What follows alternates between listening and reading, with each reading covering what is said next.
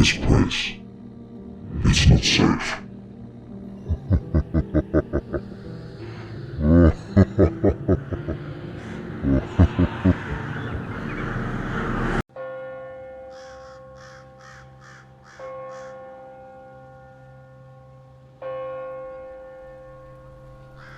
Hey everyone, I can't shake what happened to me and my friends on our annual road trip last year, so I thought I'd share. So it was me, Jess, my best friend Amy, and 2 other friends, Sarah and Liz. We decided to take a road trip from our city to a remote cabin in the mountains to get away for the weekend. It was supposed to be a fun adventure, but things went horribly wrong on the way there. We left late in the evening to avoid traffic.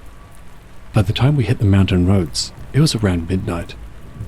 We were driving through this really isolated, winding road with no cell service, when, all of a sudden, these flashing red and blue lights appeared behind us. We all thought it was a routine stop, so Amy, who was driving, pulled over. As we waited, something didn't feel right. The car behind us was an old, unmarked sedan, and the lights didn't have the professional look of a typical police vehicle. They were kinda janky and uneven. A man in a police uniform slowly approached our car. He looked the part from a distance, but up close, his uniform seemed ill-fitting, wrinkled, and slightly stained. He tapped on the window, and Amy only rolled it down a crack. "Evening, ladies. Do you know why I pulled you over?" he said. His voice was calm, but it didn't match the situation. It felt forced, almost rehearsed. Amy, trying to stay composed, asked for his badge number. His face twitched slightly, and he smiled a creepy smile. "It's back in the car. Let me grab it for you." The second he turned around, Sarah hissed, "Amy, drive, now!" Amy didn't need to be told twice. She slammed her foot on the gas and we sped off into the darkness. I looked back and saw the man running towards his car, clearly not expecting us to bolt. Our hearts were racing, and we were all freaking out. What if he caught up to us? We had no way to call for help. We sped through these winding roads, trying to put out as much distance between us and him as possible. Eventually, we saw lights up ahead, a 24-hour diner. Amy pulled in and we all scrambled inside. We told the diner staff what happened and they let us use their phone to call the real police.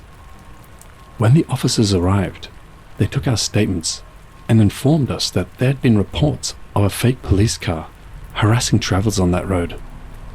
We were lucky to have trusted our instincts and sped away. The police assured us that we did the right thing and promised to increase patrols in that area. We never did make it to the cabin that night. Instead, we stayed at a nearby hotel, too shaken to continue our trip. This experience has haunted me ever since. I still get chills thinking about what could have happened if we hadn't driven off. Now, every time I'm on a road trip, I'm extra cautious, especially when driving through isolated areas at night. Stay safe out there, everyone, and always trust your gut.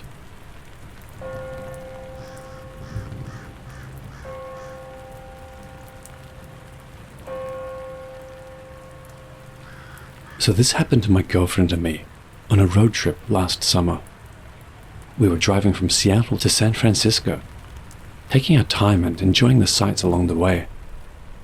One night, we ended up needing a place to stay, and the only option available was this old, rundown hotel just off the highway. The place didn't look too welcoming, but it was late and we were exhausted. The sign flickered, and the paint was peeling off the walls. We figured it was probably fine for one night, so we went in and booked a room. The old guy at the front desk gave us a key and told us we were the only guests that night, which felt a bit eerie. The room was musty and outdated, but we didn't care much. After freshening up, we went to bed. hoping to get a good night's sleep before continuing our trip early the next morning. That's when things started getting weird. Around midnight, I woke up to the sound of whispering. At first, I thought it was just the wind, but I heard it again. Soft, indistinct voices, right outside our door. I got up to check, but when I opened the door, there was nobody there. I chalked it up to my imagination and went back to bed. A little while later, both my girlfriend and I were jolted awake by loud banging on the walls. It sounded like someone was running up and down the hallway, hitting the walls as they went. Petrified, we called the front desk, but there was no answer. I decided to investigate. With the flashlight in hand, I stepped into the dimly lit hallway. The hallway was empty, but the temperature dropped noticeably, and the whispers started again, coming from all directions. I quickly returned to our room and locked the door. My girlfriend suggested we leave immediately, but I convinced her to wait till morning, thinking it was too dangerous to drive while sleep deprived. We tried to sleep, but the noises continued throughout the night. Knocking on our door, faint laughter, and what sounded like someone dragging something heavy across the floor. By dawn, we had had enough.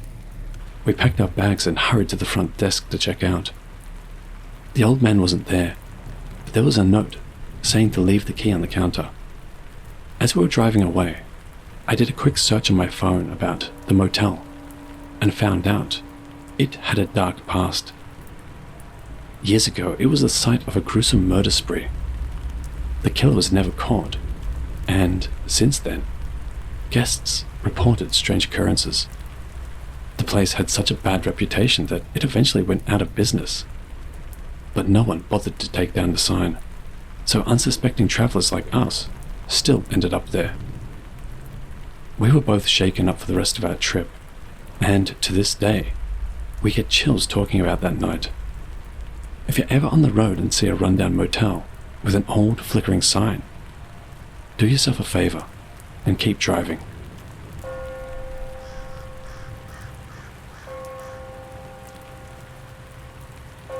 So, about 6 months ago, my friends and I decided to go on a road trip to celebrate graduating college. Our plan was to drive from LA to Denver, taking the scenic route.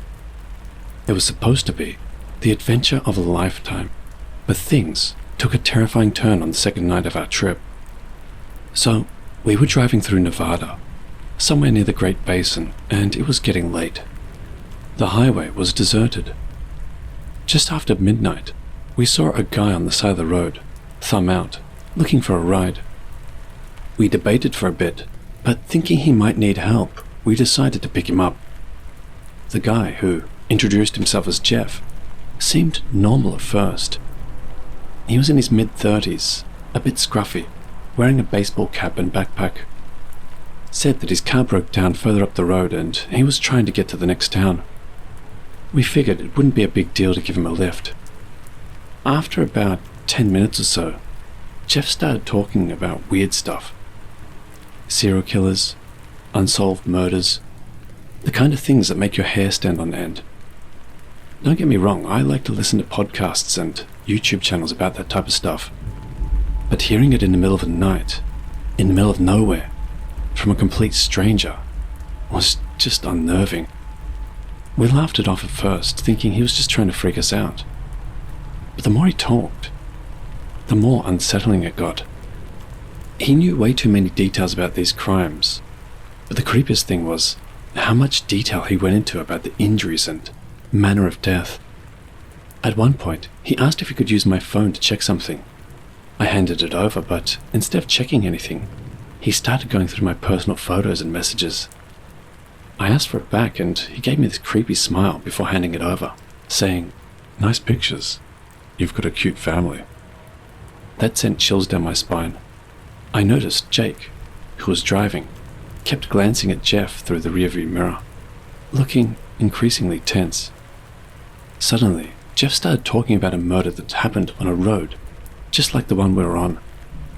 He described it in graphic detail, then leaned in and said, "You know, they never found the guy who did it."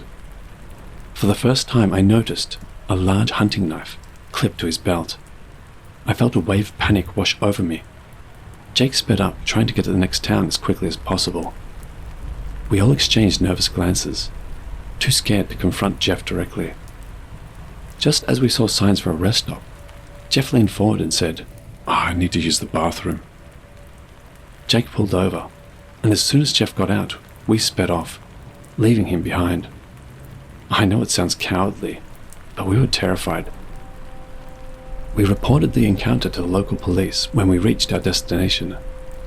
They checked the area but didn't find anyone matching Jeff's description. We later learned there were several reports of a man fitting his description, harassing travelers on that stretch of highway. I've never felt such relief as I did when we finally reached Denver safely. That experience made me realize how quickly a situation can go from normal to life-threatening. Never again will I pick up a hitchhiker, no matter how harmless they seem.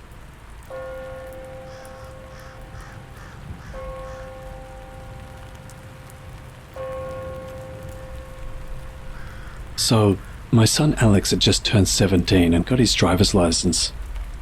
We found a great deal on a used car online, but it was located in another state, about 8 hours away. I thought it would be a perfect opportunity for Alex to get some driving experience, and the price was just too good to pass up. We hit the road early on a Saturday morning, excited for the adventure. The drive was pleasant at first, just me and my boy, talking about life and enjoying the scenery. But as we crossed state lines into more rural areas, things started to get strange. We noticed an old pickup truck tailgating us aggressively. At first, I thought it was just an impatient driver, so I signaled and moved over to let him pass. But instead of overtaking us, the truck swerved and rammed the rear of our vehicle. "What the hell?" Alex exclaimed, gripping the wheel tightly.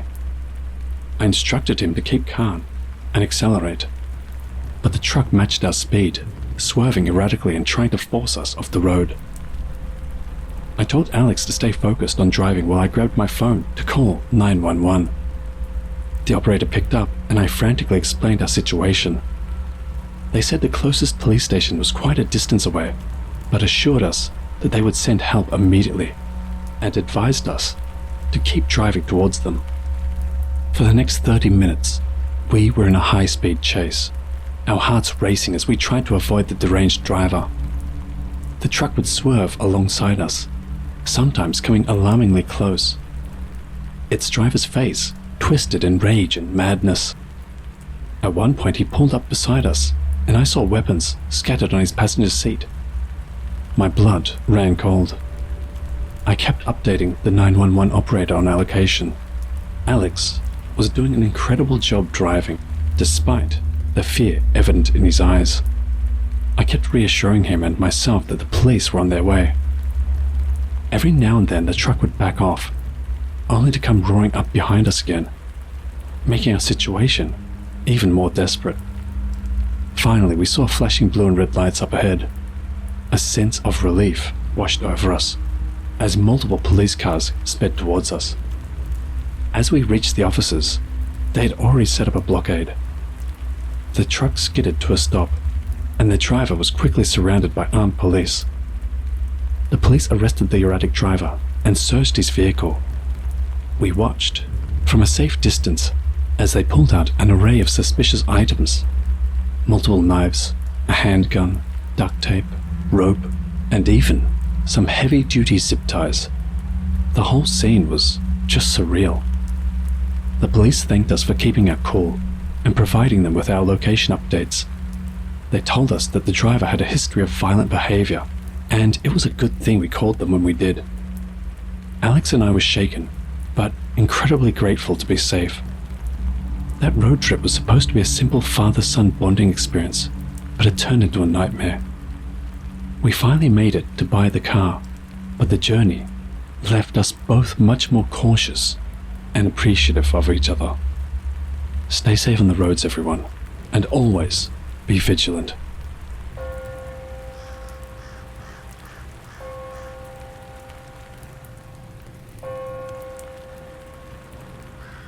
This happened last fall, on a road trip my buddies and I took to explore some of the less traveled routes in the Southwest.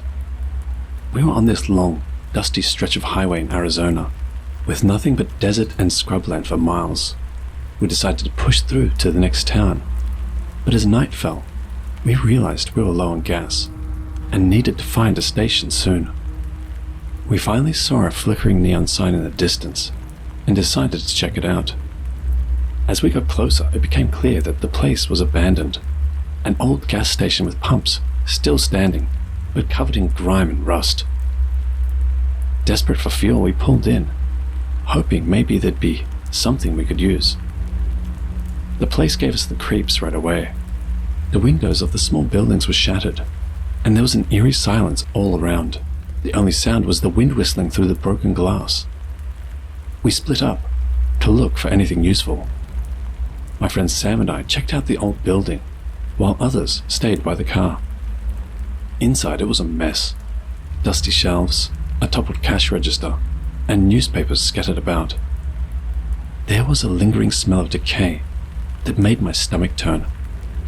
As we were rummaging through the shelves, we heard a noise coming from the back room.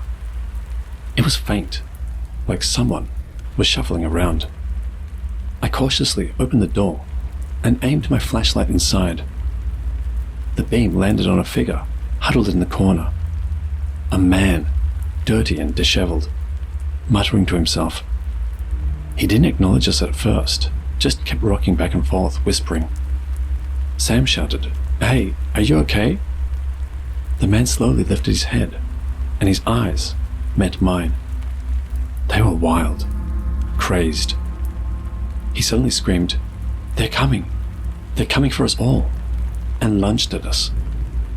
We scrambled out of the room and back to the car, where we told the others what happened. Everyone was on edge, debating whether to leave immediately or try to find gas. That's when we saw headlights approaching in the distance. Relieved, we thought it might be help. But as the car got closer, we realized it was an old, beat-up truck. The truck stopped a few yards away, and two men stepped out, both looking rough and carrying hunting rifles. They approached us with grim expressions. You folks lost? One of them asked. We explained our situation, hoping they might help. They glanced at each other before the other one said, You shouldn't be here. This place, it's not safe. Before we could ask anything else, we heard the crazed man from inside the building yelling. The two men exchanged uneasy glances and told us to follow them. They led us to a shed behind the gas station and pried open a rusty, old fuel tank that still had some gas left. While we filled up, they kept looking around nervously and kept their guns at the ready. Once we had emptied out the fuel tank, we at least had enough gas to get us to the next town. The two men urged us to leave immediately, saying that there were things out here that no one ever talked about, things that made people disappear. We didn't need to be told twice. We thanked them, got in our car and sped off, not looking back. As we drove away, the headlights of the truck disappeared into the darkness, leaving us to wonder what the hell we had just escaped from. We didn't stop until we reached the next town, where we could finally fill our gas tank and felt safe enough to catch our breath. To this day, we don't know exactly what was going on at that abandoned gas station or what the two men were so afraid of. All I know is, it was the most terrifying experience of my life, and it's made me very wary of ever traveling those remote highways again.